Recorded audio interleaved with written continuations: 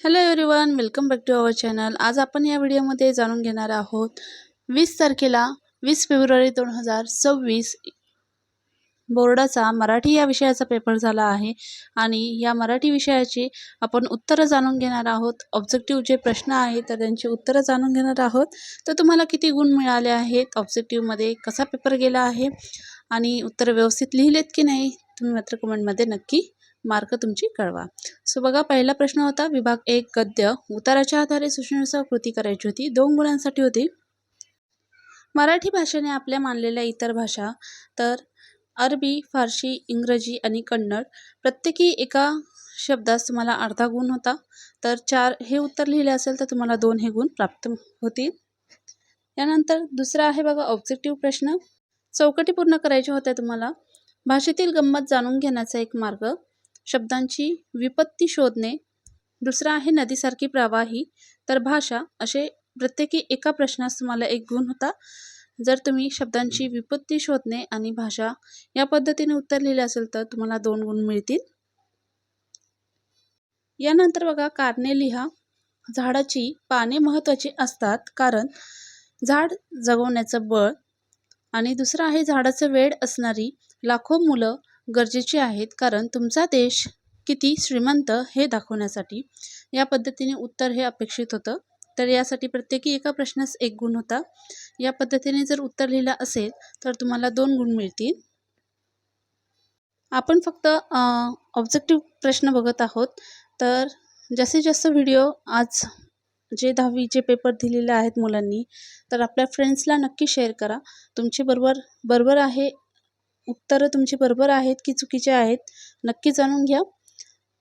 बघा आता चुकी बरोबर आहे ते लिहा. त्यातील 4 प्रश्न होते 2 गुणास. प्रत्येकी एका प्रश्नास तुम्हाला अर्धा गुण होता.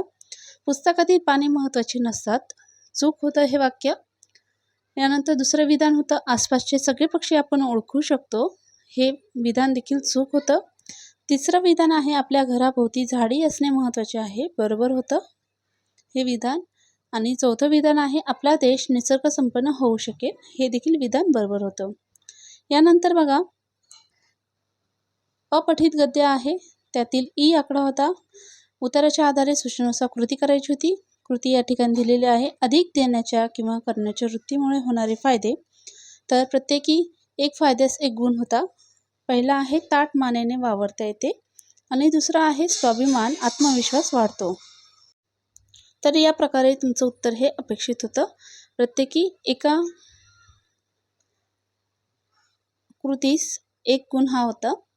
यानंतर बघा पुढील प्रश्न.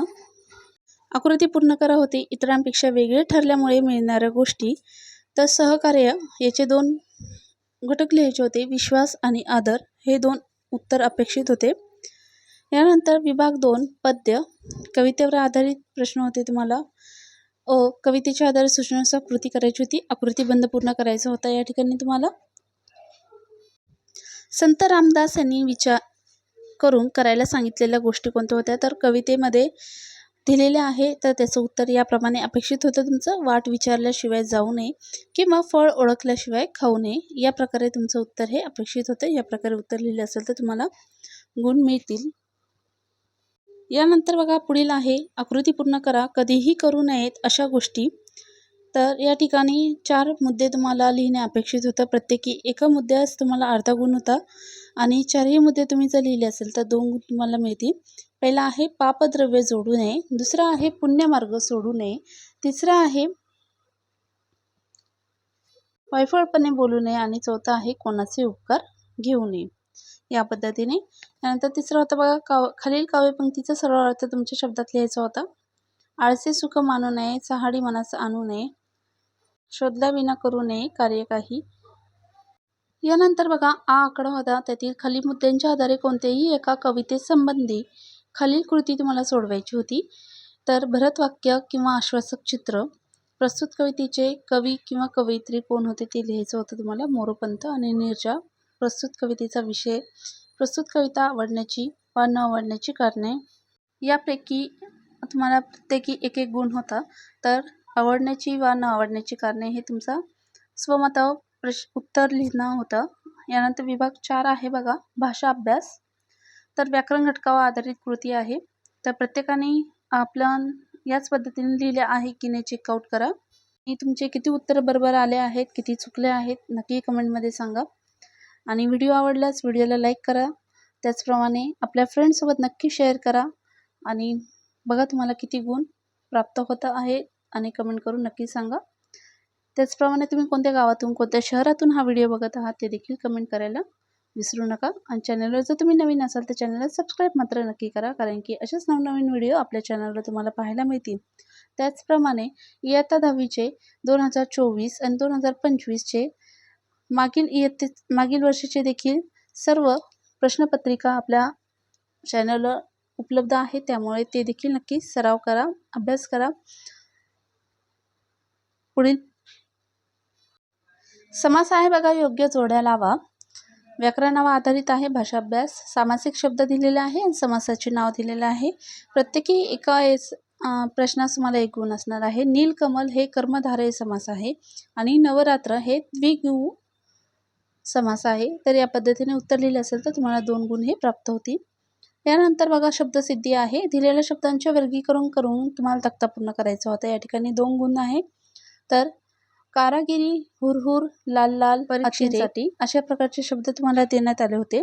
तर प्रत्यय घटी शब्द असणार होता कारागिरी आणि उपसर्ग घटी शब्द असणार होता अतिरेक आणि अभ्यस्त शब्द होते लाल लाल आणि हुरहुर. या पद्धतीने जर तुम्ही उत्तर लिहिले असेल तर तुम्हाला प्रत्येकी एका शब्दास योग्य रीतीने तुम्ही लिहिले असेल तर अर्धा गुण होता. तर या पद्धतीने तुम्ही 4ही शब्द लिहिले असेल तर 2 गुण हे तुम्हाला मिळतील. पुढील आहे बघा वाक्प्रचार. खालीलपैकी कोणत्याही 2 वाक्प्रचाराचा अर्थ सांगून वाक्यात उपयोग करायचा होता तुम्हाला या ठिकाणी. तर 4 गुणांसाठी होता हा प्रश्न तुम्हाला. त्यातील पहिला होता बघा सटकी मारणे म्हणजे गुपचूप पसार होणे. दुसरा आहे कान देऊन ऐकणे म्हणजे लक्षपूर्वक ऐकणे. तिसरा होता पित्त खवळणे म्हणजे राग येणे. चौथा होता अचंबित होणे म्हणजे आश्चर्यचकित होणे. या पद्धतीने तुम्ही जर प्रश्नांची उत्तरे लिहिली असेल तर तुम्हाला 4 गुण हे मिळतील. प्रत्येकी एका प्रश्नास 1 गुण होता. तर वाक्प्रचार हे कोणत्याही 2 वाक्प्रचाराचा अर्थ सांगून तुम्हाला वाक्यात उपयोग करायचा होता. म्हणजेच तुम्हाला प्रत्येकी एका प्रश्नाला जर तुम्ही अर्थ लिहिला असेल तर अर्धा गुण आणि वाक्य लिहिले असेल त्यावर आधारित तर त्यास 1 गुण असं या पद्धतीने अर्थास 1 गुण आणि वाक्यास 1 गुण होते. त्यानंतर शब्दसंपत्ती आहे बघा. खालील शब्दांचे समानार्थी शब्द लिहायचे आहे. घर, घराचे समानार्थी शब्द आहे सदन, गृह, आलय, नदी, सरिता. प्रत्येकी आता 1-1 गुण असणार आहे. म्हणजे प्रत्येकी एका प्रश्नास तुम्हाला समानार्थी शब्दाला अर्धा गुण असणार आहे. दुसरा आहे बघा 1 गुणांसाठीच आहे. प्रत्येकी एका शब्दास अर्धा गुण असेल. विरुद्धार्थी शब्द होते रात्र, दिवस आणि हजर, गैरहजर. या पद्धतीने जर उत्तर लिहिले असेल तर तुम्हाला समानार्थी शब्दाला 1 गुण मिळेल आणि विरुद्धार्थी शब्दास 1 गुण मिळेल. प्रत्येकी अर्धा गुण असणार होता तुम्हाला. पुढील आहे बघा खालील शब्दांचे वचन बदलायचे आहे. पुस्तक वचन बदलायचे होते पुस्तके आणि झाड, झाडे, झाड. तर पुस्तक हे एकवचन आहे, पुस्तक हे अनेकवचन आहे, झाडे हे अनेकवचन होतं आणि झाड हे एकवचन आहे. प्रत्येकी अर्धा गुण या पद्धतीने तुम्हाला दोन्ही लिहिले असेल तर 1 गुण मिळेल. प्रश्न त्यातील 4था आहे बघा. खालील शब्दातील अक्षरांपासून 2 अर्थपूर्ण शब्द तयार करायचे आहे. त्यासाठी तुम्हाला 1 गुण असणार आहे. तर शब्द या ठिकाणी दिले होते बघा तुम्हाला. इमानदार, इमान आणि दार हे शब्द तुम्हाला वगळून बाकी शब्द बनवायचे होते. 2 अर्थपूर्ण शब्द तुम्ही तयार करू शकत होते. जसं की या ठिकाणी 3 दिले आहेत बघा. मान, नर, मार. या पद्धतीने यातील तुम्ही जर 2 कोणते लिहिले असेल तर तुम्हाला 1 गुण हा मिळेल. व्हिडिओ आवडला असल्यास व्हिडिओला लाईक करा नक्की. त्याचप्रमाणे हाईप बटनला प्रेस करा आणि जास्तीत जास्त आपल्या फ्रेंड्ससोबत नक्की शेअर करा. त्यांची देखील प्रश्नांची उत्तरे बरोबर आले आहेत की नाही ते देखील त्यांना देखील कळेल आणि तुम्हाला देखील कळेल. आणि मार्क हे नक्की कमेंटमध्ये सांगा की तुम्हाला किती पडले आहे ऑब्जेक्टिव्हमध्ये. सो बघा पुढचा होता लेखन, नियमानुसार लेखन. या ठिकाणी 2 गुणास होते तुम्हाला. कोणतेही 4 शब्द सोडवायचे होते. खालील वाक्यातील लेखन नियमानुसार अचूक शब्द ओळखायचा होता. पहिला होता बघा सहानुभूती, सहानुभूती, सहानुभूती. तर त्यातील दुसरा हा पर्याय तुमचा बरोबर होता. दुसऱ्या यातील पहिला हा पर्याय अभिव्यक्ती बरोबर होता. तिसऱ्या यातील तिसराच पर्याय हा बरोबर होता क्रियाशील. चौथा येथील तिसरा पर्याय हा बरोबर होता कीर्तन, पहिली वेलांटी. त्यानंतर पाचव्यातील पहिला पर्याय हा बरोबर होता शिरोधार्य आणि सहाव्यातील शेवटचा पर्याय बरोबर होता आशीर्वाद. शला दुसरी वेलांटी आणि वर रफार. सो या पद्धतीने जर लिहिलं असेल तुम्ही तर कोणतेही चारच लिहायचे होते. जर ते चारही तुमच्या बरोबर असेल तर 2 गुण तुम्हाला मिळतील या ठिकाणी. नक्की चेकआउट करा. आणि त्यानंतर तिसरा होता बघा प्रश्न, खालील विरामचिन्ह ओळखायचे होते. पहिलं होता प्रश्नचिन्ह आणि दुसरं होता उद्गारवाचक चिन्ह. तर प्रत्येकी अर्धा गुण होता यास. जर या पद्धतीने लिहिले असेल तर 1 गुण तुम्हाला मिळेल. पुढील आहे बघा पारिभाषिक शब्द. खालील शब्दांना प्रचलित मराठी भाषेतील शब्द लिहायचे होते. बायोडाटा म्हणजे स्वपरिचय आणि मोबाईल म्हणजे भ्रमणध्वनी. प्रत्येकी एका शब्दास तुम्हाला अर्धा गुण होता. जर या पद्धतीने लिहिले असेल तर 1 गुण तुम्हाला मिळेल. आणि लास्ट वन क्वेश्चन होतं बघा आत्मकथन. तर दिलेल्या मुद्द्यांच्या आधारे तुम्हाला आत्मकथन करायचे होते. तर निर्मिती, खंत, महत्त्व व उपयोग आणि आनंदाचे क्षण. तर या पद्धतीने एक आराखडा आहे. तर या पद्धतीने लिहिले असेल तुम्ही योग्य रीतीने तर तुम्हाला 4 गुण हे मिळतील. सो विद्यार्थी मित्रांनो, या प्रकारे 20 फेब्रुवारी 2026 या दिवशी मराठीचा 10वीचा बोर्डाचा पेपर झाला आहे. तर विद्यार्थी मित्रांनो, व्हिडिओ आवडला असल्यास व्हिडिओला लाईक करा, शेअर करा आणि चॅनलला नवीन असेल तर सबस्क्राईब करा.